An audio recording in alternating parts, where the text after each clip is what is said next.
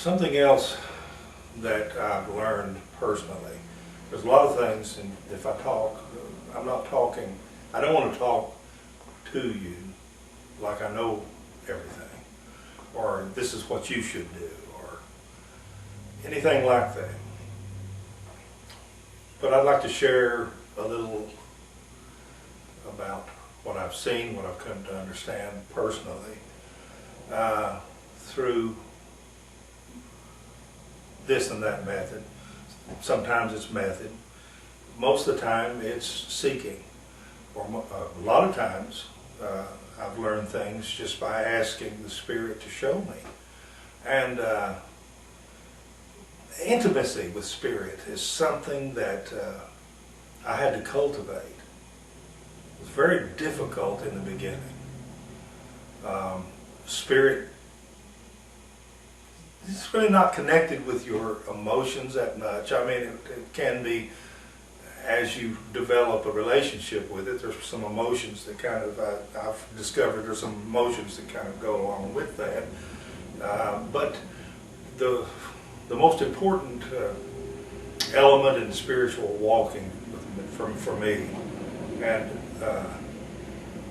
the most difficult thing to learn, was number one, you have to love it. You have to love or desire to walk in Spirit.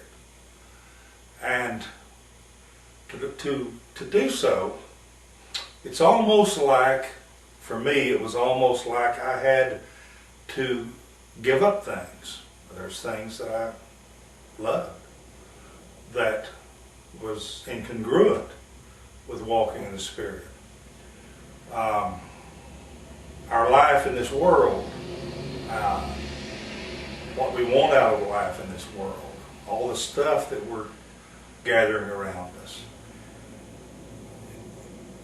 I think all of us are a little bit like the Buddha who goes out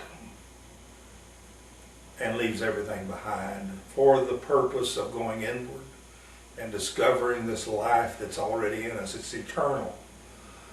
And we're all that way, because all of us are really called to, all of us are called of God to discover this unity, this oneness with Him.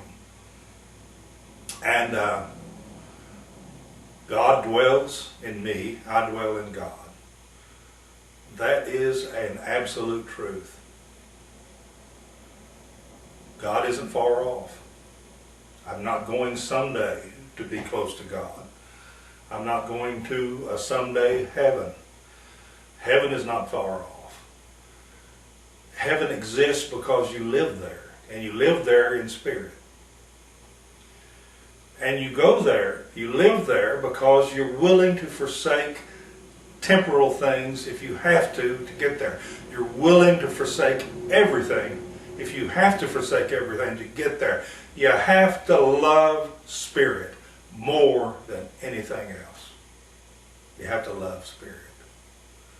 And this Spirit, you discover, is not just full of God, it is God. And it is you at the same time. That's what's amazing to me in this discovery. Now, I've discovered that. I know that's the truth. Have I fully united with this knowledge? Have I fully fallen in love with Spirit? That's the other question. And we'll deal with that maybe in a future, the rest of this in a future taping. Thank you.